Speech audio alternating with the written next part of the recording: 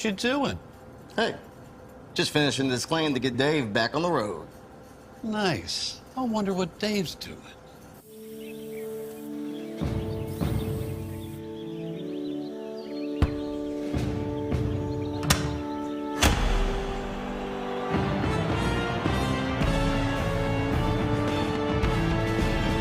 You do your thing. We've got you covered.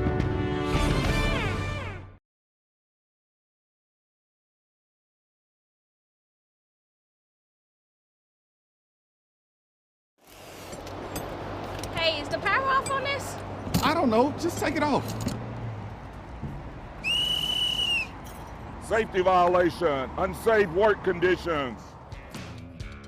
In the construction trades unions, safety is our highest priority, and we train you to recognize and speak out on unsafe working conditions so that everyone arrives and goes home safely. Learn about careers in construction at georgiaconstructioncareers.com.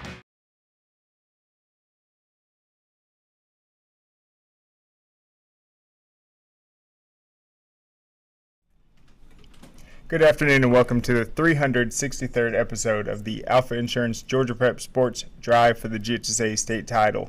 Today we're going to talk about last night's results, busy day of playoff action with the conclusion of 4 baseball classifications, and then we've got the semifinals set for lacrosse, soccer, and tennis. So we'll start with that as well. And then our guest today, we're going to catch up with Coach Poag of North Murray. He was, of course, Ladd McConkey's head coach.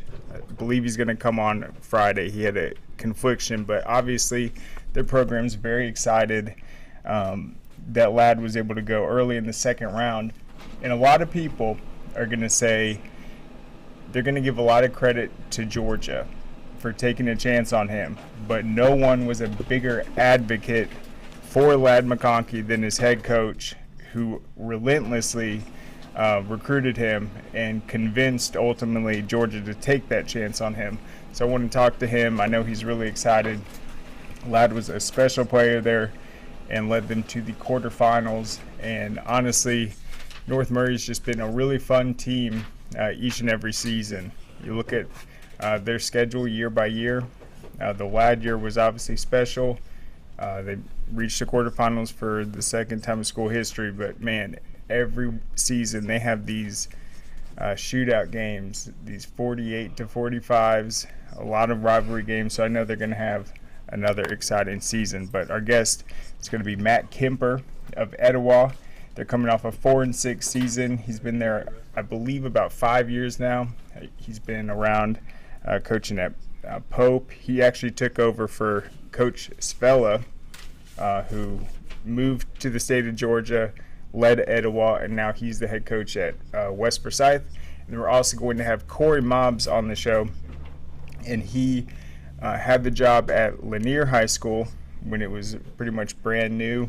Lanier opened up in Gwinnett County, pretty much by Buford and North Gwinnett, that Suwannee area, and he was there to help lead that program off the ground and famously coached guys like Derek Brown, number 1 overall pick of the draft back in the day. And so he's going to come on. He's now at Jackson County. But let's go ahead and get started with the baseball results. So last night were the game 3s in Class 5A, 3A, Class A Division 1, and Class A Division 2. There weren't too many game 3s, but there were some pretty significant ones. I think on the top left of the bracket, this was one of the best top 10 matchups. I'm really bummed out because, as pointed out on Monday, a great team is going to lose, and that was between Ola and Greenbrier. Ola had a phenomenal season. They stacked up wins against, all of those great teams, their regions, the Warner Robins, the Jones counties. They ended up falling last night, though, 14-2, a huge win by Greenbrier. I think they're going to be very dangerous in Class 5A. They are definitely battle-tested.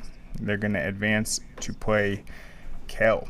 Kell won their Game 3 against Villa Rica 6-2. It was a phenomenal victory for Kell.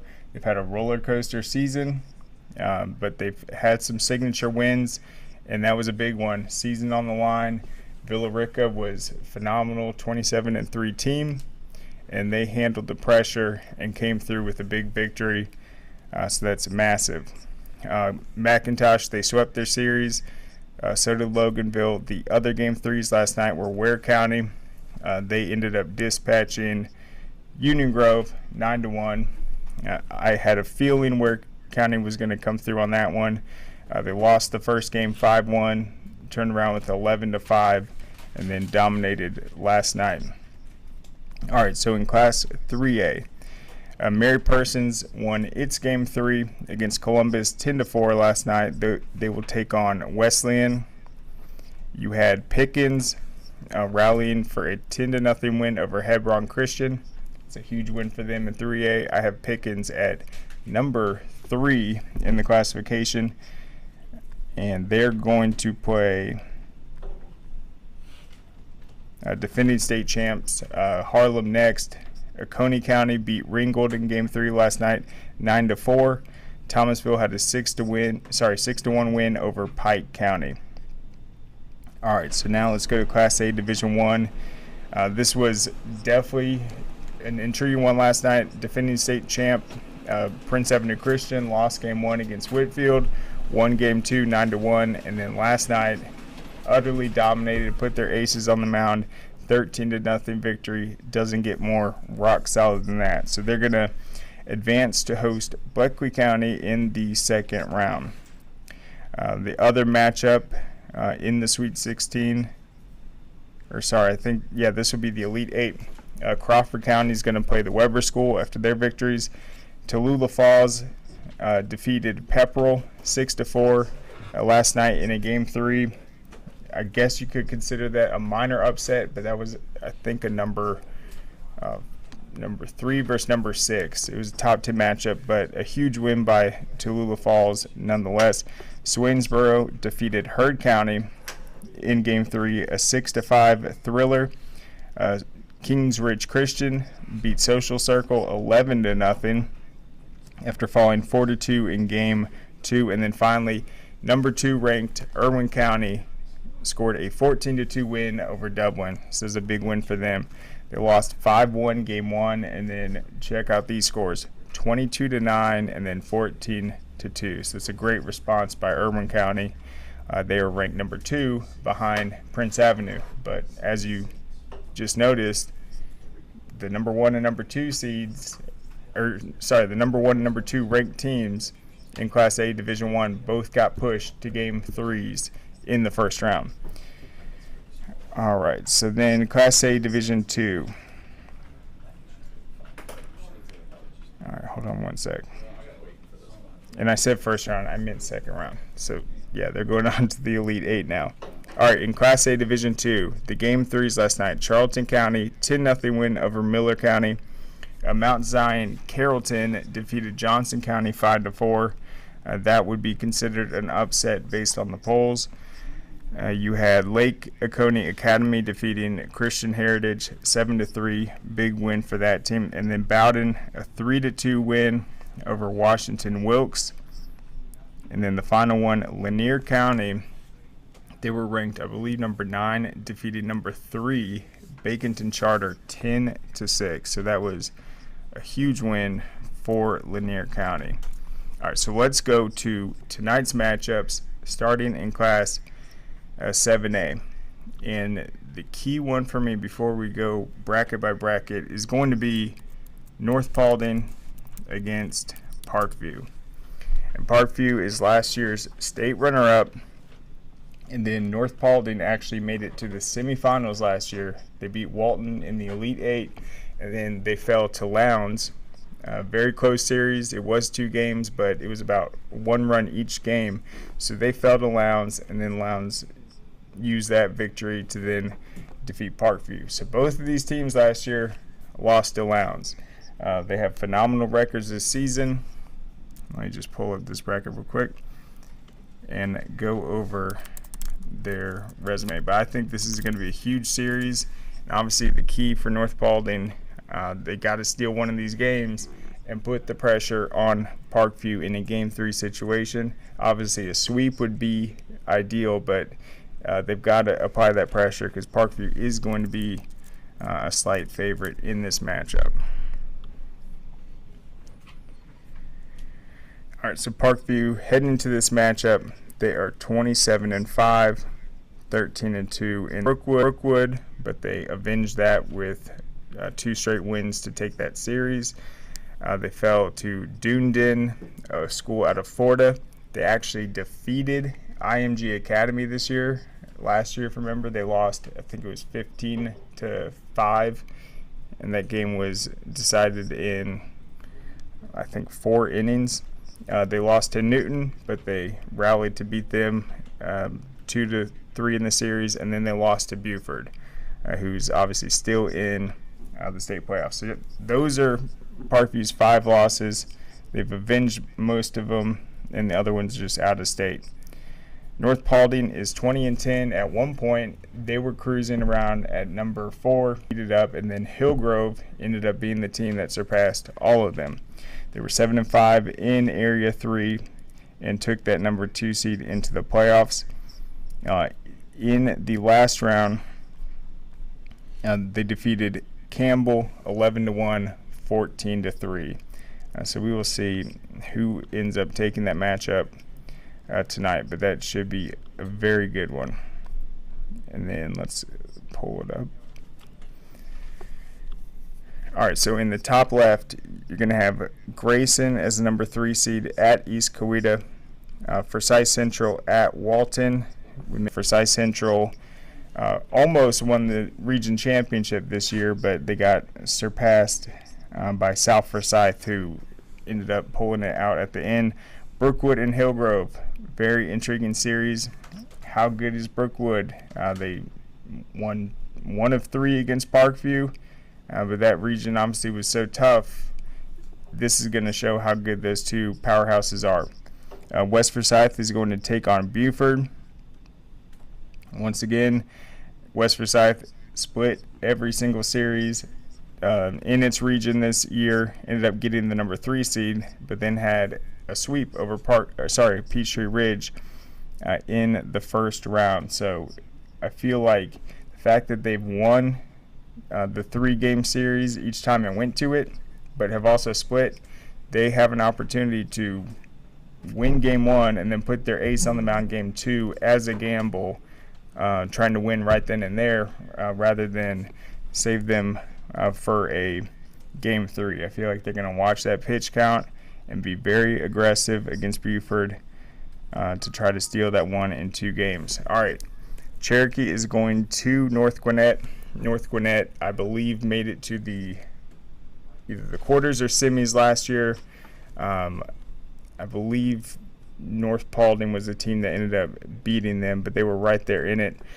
They're coming off a strong win over Lambert, the most talented number 4 seed in my opinion. They swept them in the first round. Now they're going to take on Cherokee, which is the number 3 seed behind Walton and who am I missing right there?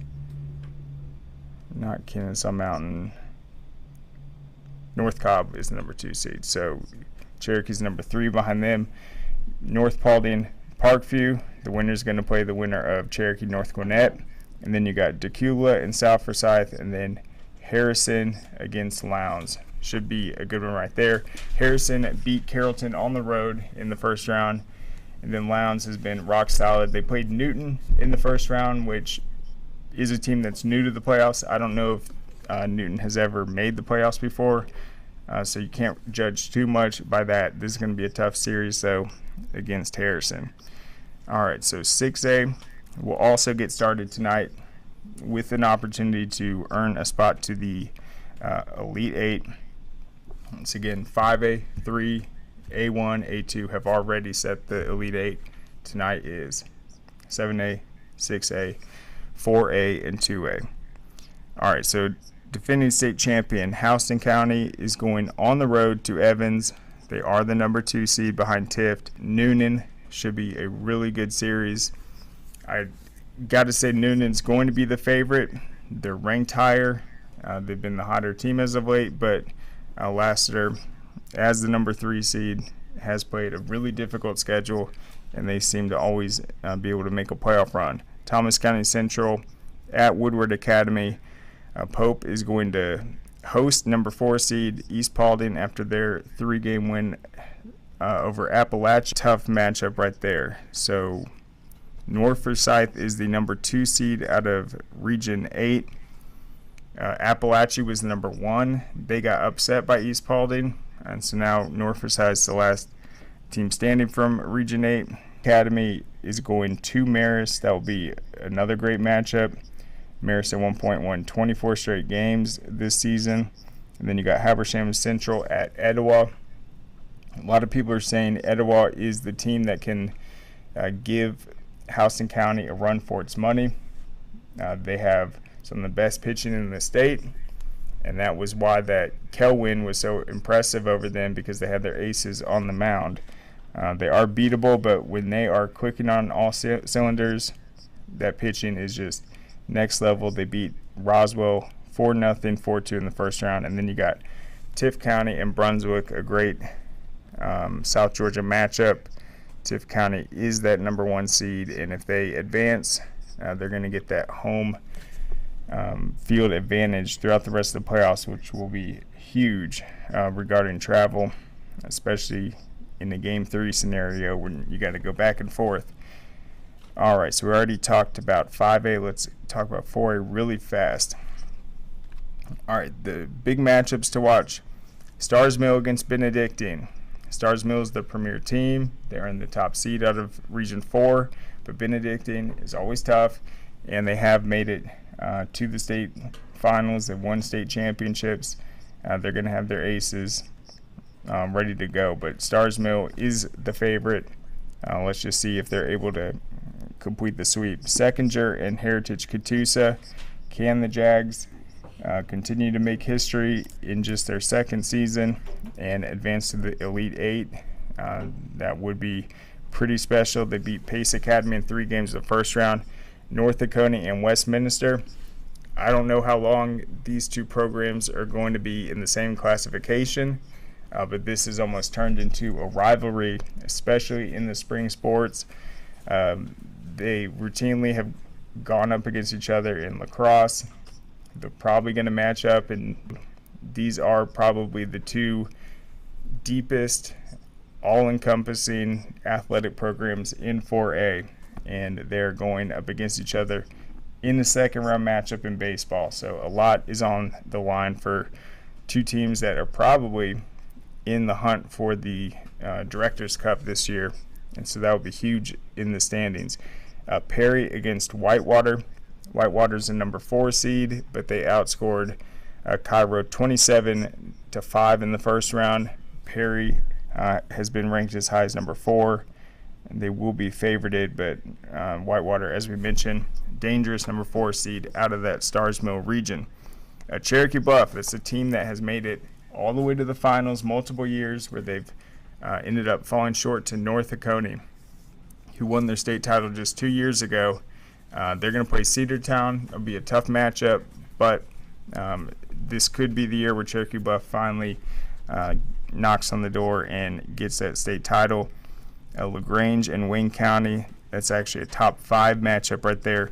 Holy Innocents and Lovett, and then Troop and West Lawrence. I think Troop is a quiet contender. They've been battle tested out of that Stars Mill region, and Coach Glisson is going to have his guys pumped and ready to roll. All right, finally in Class 2A, biggest matchup for me is Mount Perrin against Redan. That is a number 2 versus number 3 big-time matchup, and that is actually going to get started today at 2:00 p.m. That will be Game 1, so that will be one of the first games played. Certainly check that out on the scoreboard. Both those teams have an opportunity to take this year's title. Cook and Appling County, another top 10 matchup. Pierce County at Jeff Davis. Jeff Davis has won 22 straight games heading into that matchup. And then you got Callaway against number 1 ranked North Cobb Christian. Should be a great game. So that's what you have today. Be sure to go to scoreatl.com. We'll have those updated throughout it. And then after today, we'll have the majority of the Elite 8 set, with the exception of the Game 3s that will be tomorrow in those 4 classes. But let's go ahead. We'll take a quick break. Thank our sponsor. Back on the other side. Hey, does it matter if this leaks? It don't matter to me. Can't see it from my house. Illegal use of hands and proper training. GeorgiaConstructionCareers.com has 14 different highly skilled trades with tuition-free training in our certified apprenticeship programs to train you the right way. Find your career at GeorgiaConstructionCareers.com. Nice. I wonder what Dave's doing.